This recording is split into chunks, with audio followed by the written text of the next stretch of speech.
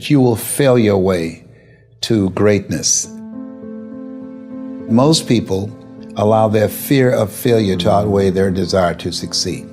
When you're willing to fail again and again and again, when you make up your mind to become unstoppable, when you make up your mind to become a no matter what person, then that will then give birth to a part of yourself that you don't know right now. Imagine, if you will, being on your deathbed and standing around your bed, the ghost of the dreams, the ideas, the abilities, the talents given to you by life, and that you, for whatever reason, you never went after that dream.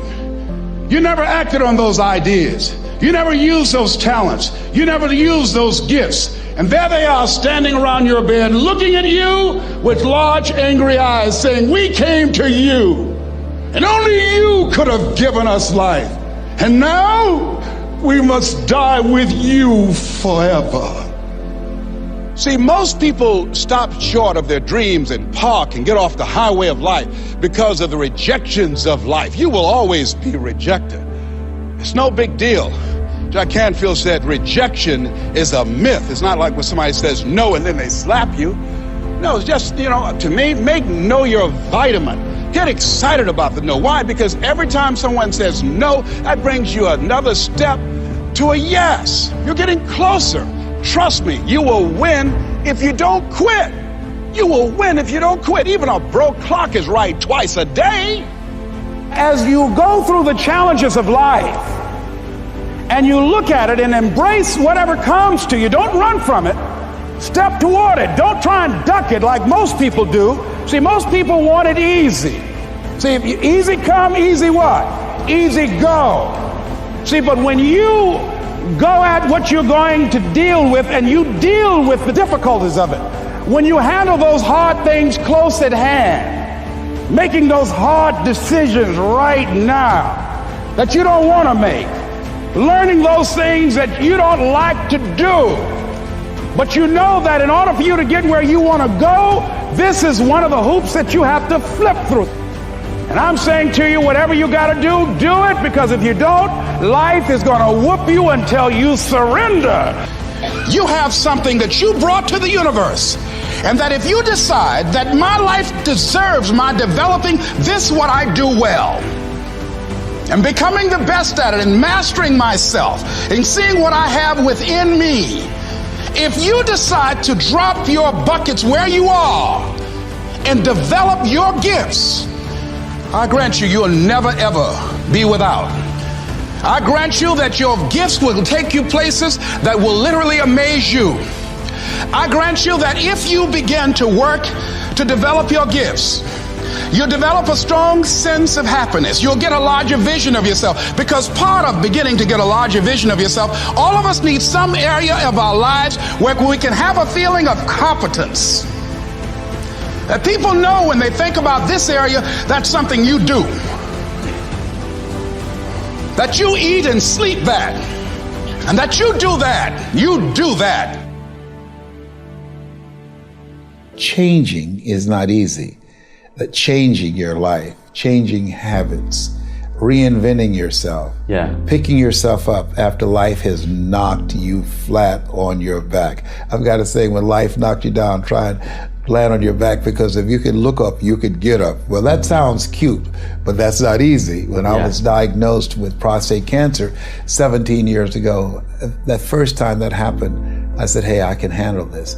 Then when it came back a year later, last year, 17 years later, and this time it metastasized to 7 areas of my body and ate 40% of my T1 vertebrae. Now the stakes are higher.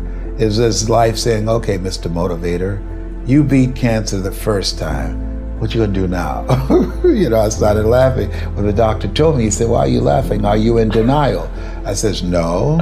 I said, I feel like Mother Teresa. He said, what do you mean? She said, Lord, I know you know how much I can bear. I just wish you to have so much confidence in me. I said, the stakes are higher. So I've got to dig in and got to fight more, because at the end of the day, life is a fight for territory. And once you stop fighting for what you want, what you don't want will automatically take over. And so it's a fight, it's a challenge in life every day. And what we have to do is embrace it. What we have to do is see it as a project to be worked on.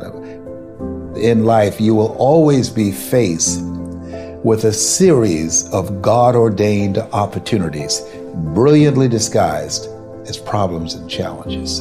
And so I see even cancer as a gift, as a God-ordained opportunity.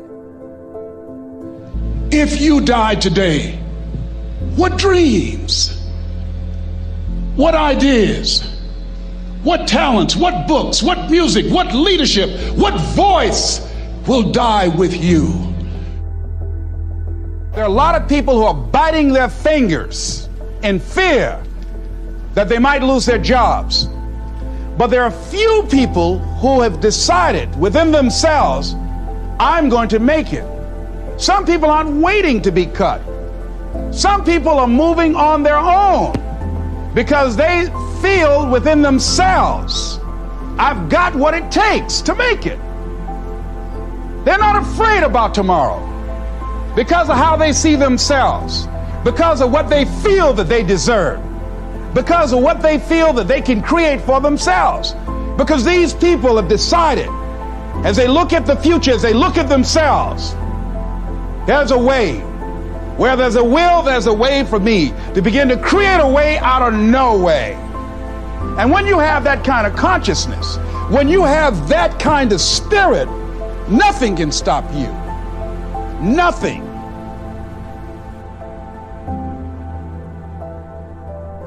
There's no secret to success. There's a system to success. And no matter what organization you become a part of, the system works if you work it. If you don't work it, it won't work. But it works if you work it. And that's one 4-letter word that most people don't like.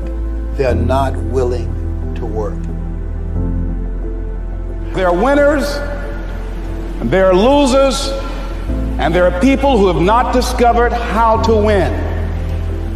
And all they need is some coaching. All they need is some help and assistance, just a little support.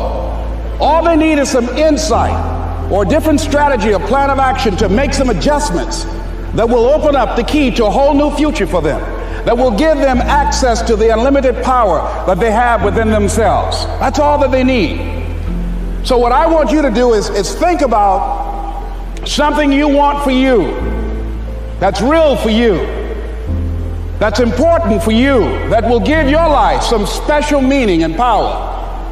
And I don't even want you to say, I can do that.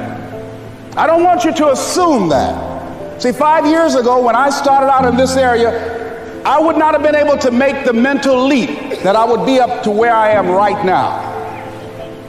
I don't want you to begin to just psych yourself out. No. I want you to be able to say something to yourself that will enable you to maintain a level of integrity with yourself.